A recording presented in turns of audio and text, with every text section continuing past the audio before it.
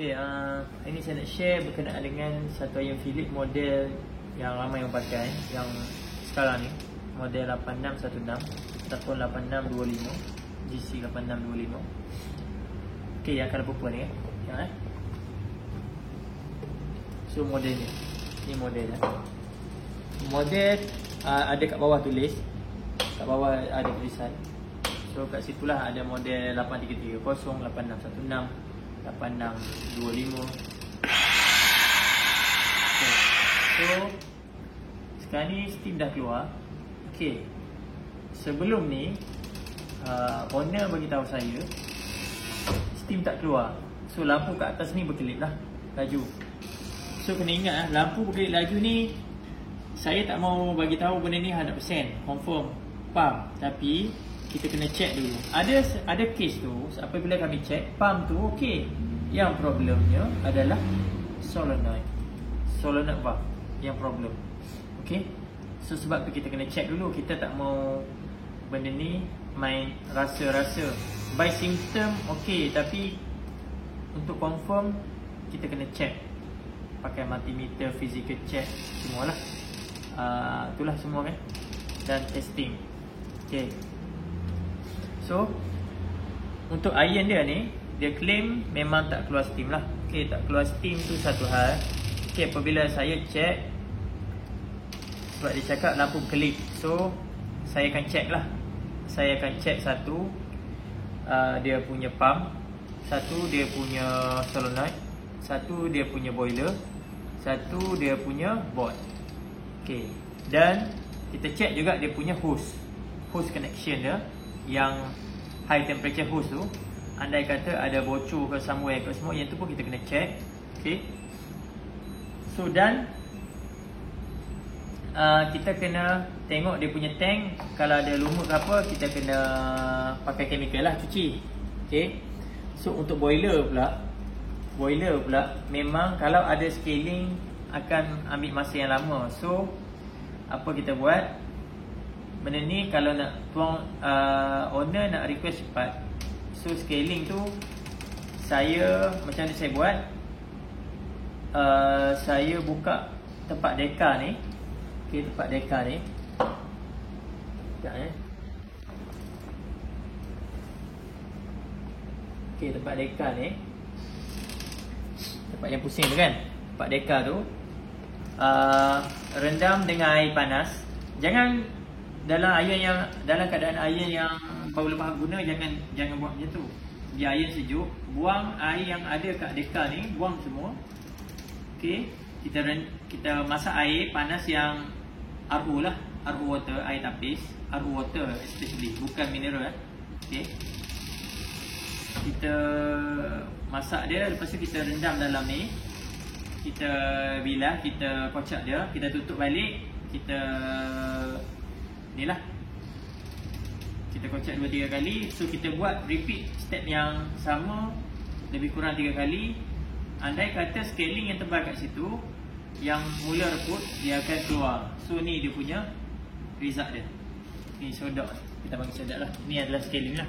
Ini hasil apabila owner pakai air paip yang ditapis. Air paip yang ditapis bukan melalui filter RO ataupun filter activated carbon filter, semua dia tak pakai. Dia hanya pakai cartridge sahaja, cartridge filter yang saya tahulah. Okey, yang bukan saya tahu, maksud dia yang saya dapat info, dia hanya guna air tapis yang difilter oleh cartridge sahaja. Cartridge, maknanya yang cartridge biasa material adalah paper lah biasanya, ataupun wool. Okey, so yang tu memang kita tapis, tapi kita tak tapis dia punya klorin apa semualah. So benda ni lah yang banyak bercampur mineral lagi, lepas tu bercampur dia punya ni lah. Kita hanya tapis pada benda asing sahaja. Okay, so tu yang kena ingat. Air ni memang kalau kita nampak pada satu hari, memang dia punya kesan tu tak nampak. Tapi apabila dah pakai lebih kurang bertahun, 6 bulan semua, scaling tu akan wujud.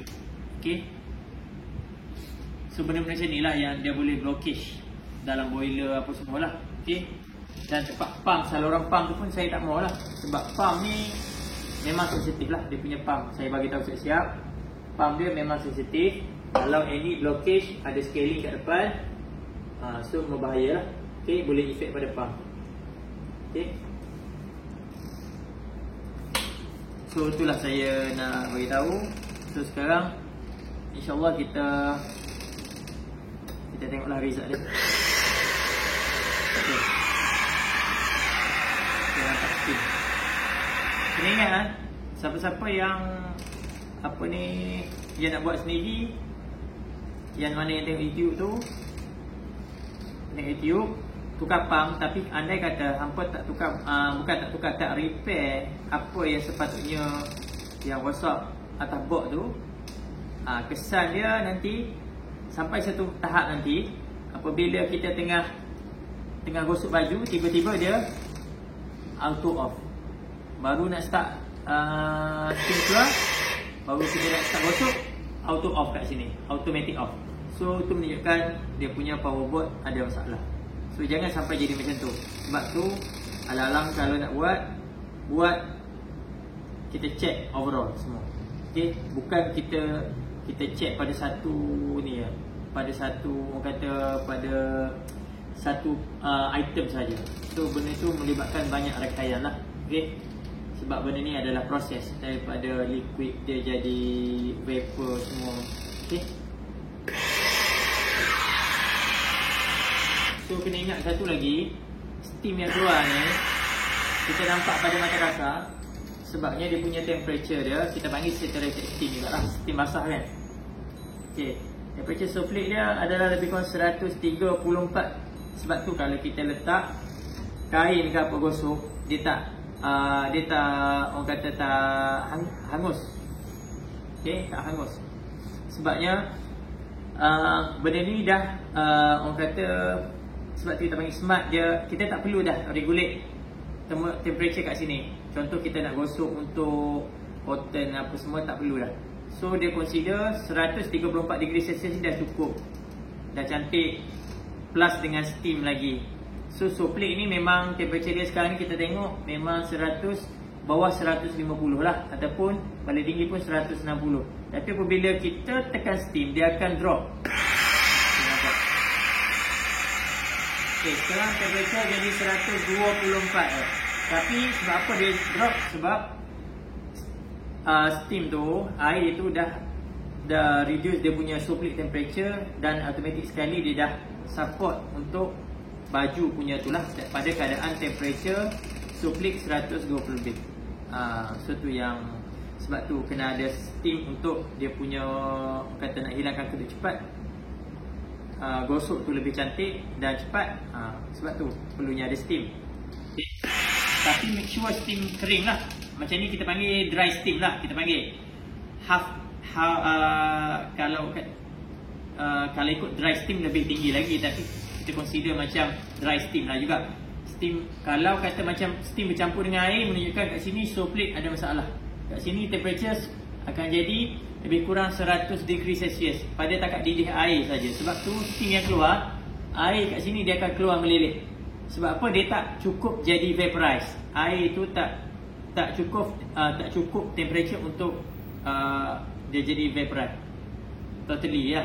Dia tak basah, dia tak cukup dry lah untuk temperature plate. Sebab plate ni memainkan peranan juga. Okay, kena ingat plate ni kita panggil plate. So yang ni pun memainkan peranan temperature. Sebab tu kita kena check kat sini, kami akan check working temperature berapa, sepatutnya berapa. Semua benda ni adalah penting lah, baru kita dapat dry steam. Okay, baru kita dapat dry steam. Tak basah kan? Nampak? Tak basah. Kalau dia basah, kita nampak dia meleleh, dia akan jadi air keluar sini. So itu menunjukkan ada masalah pada plate. Okay, tapi benda tu jarang lah berlaku, tapi ada masalah. Okay, kena ingat, bukan air ni bukan masalah pump saja yang kita nampak, banyak benda yang merangkumi dia. So kena ingatlah masalah boiler, solenoid. Okay, so ingatlah. So sebenarnya pesanan saya yang paling terpenting adalah satu, guna air tapis RO lah, jenis RO kalau boleh. Kalau kat rumah tu ada jenis tapis tapi jenis alkaline, kalau boleh lah, jangan gunalah selepas ni sebab dia ada mineral content kat dalam. Okay, so pakai RO. Kalau tak boleh, kalau kata malas nak pergi RO ni, kalau kata filter kat rumah tak ada RO, boleh pergi, kalau nak save boleh pergi kat, ada macam tepi jalan tu, tepi yang air yang orang kata apa, yang tekan, yang masuk duit tu, yang tu memang jenis RO water lah. Sebab tu dia, kalau dia tulis situ drinking water, okay, yang tu. Tapi kalau kata tak confident dengan air tu, boleh beli air minuman yang tudung putih. Yang tudung putih, bukan tudung biru lah. Tudung biru mineral, air minuman tu yang tudung putih. Okay, yang tu kena ingat. Kalau boleh lah, kalau dah tak boleh sangat, at least pakailah air tapis. Yang tu je pesanan saya. Okay, so ni board dah repair, pump dah tukar, dia punya tank dah cuci. Okay, so dia punya boiler pun kita dah buat flushing. So alhamdulillah setakat ni nampak macam okey lah. So dia punya semua okey.